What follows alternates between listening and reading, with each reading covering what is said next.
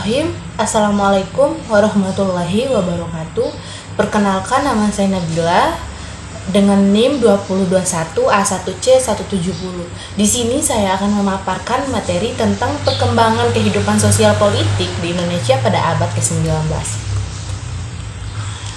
Yang pertama yang kita bahas, politik kolonial konservatif pada tahun 1800 sampai dengan 1846.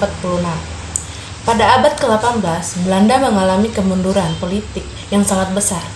Dalam tahun 80-an, perang dengan Inggris menyebabkan rendahnya para perdagangan.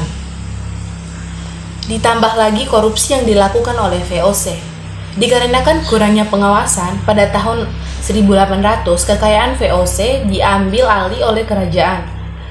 Pemerintah Beat-Ves Republik, sementara itu pusat kedudukan VOC diambil alih oleh Inggris.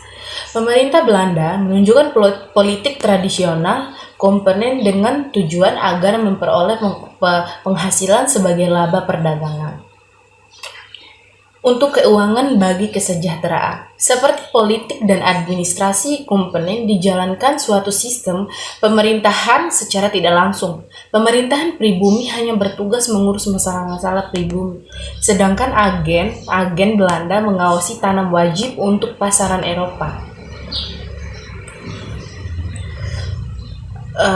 Lanjut ke kultur stelsel. Pada tahun 1830 sampai dengan 1870. Sampai tahun 1830, politik kolonial Belanda berdasar pada prinsip dan praktek yang satu sama lain, saling bertentangan. Tetapi sejak tahun 1830 itu, politik kolonial Belanda memperoleh satu sistem yang pasti dan konsekuen yang kemudian dikenal dengan nama kultur stelsel. Sistem yang harus menjunjung tinggi kebebasan ekonomi dan perusahaan-perusahaan barat yang kapitalistis dan yang dapat memberikan keuntungan disingkirkan karena sistem tersebut memberi keuntungan pada Inggris untuk memonopoli perdagangan di Indonesia.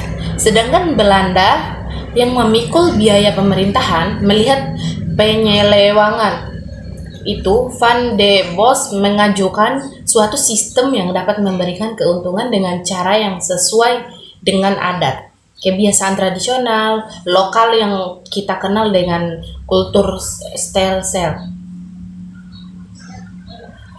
Lanjut ke permulaan politik kolonial liberal pada tahun 1850 sampai 1870. Periode antara 1850 sampai 1870 ditandai dengan pesatnya kemajuan perdagangan Eropa dan negara Belanda mendapat keuntungan dari perkembangan ini. Masa 20 tahun ini bagi negari Belanda merupakan masa tradisi dari keadaan perindustrian menjadi industri. Lanjut dari politik kolonial ke politik etis. Pada tahun 1870 sampai dengan 1900. Perkembangan politik kolonial Belanda ada hubungannya dengan keadaan ekonomi dan sistem politik di negara Belanda. Periode 1850 sampai periode 1870 adalah masa jaya bagi kaum liberal di negeri Belanda. Sedangkan di Hindia, Belanda merupakan periode transisi dari politik kolonial konservatif ke politik kolonial liberal. Menjelang politis etis pada tahun 1900. Politis etis mempunyai orientasi kepada paham humanis, menguntungkan penduduk pribumi, mengajar politik kesejahteraan dan menjadi makin kuat. Adapun 3 slogan utama politik etis yaitu irigasi, edukasi, dan imigrasi. Lalu latar belakang munculnya politik etis. Yang pertama, pelaksanaan sistem tanam paksa yang menguntungkan Belanda, tetapi menimbulkan penderitaan rakyat Indonesia yang telah mengganggu gugat hati nurani sebagai orang Belanda.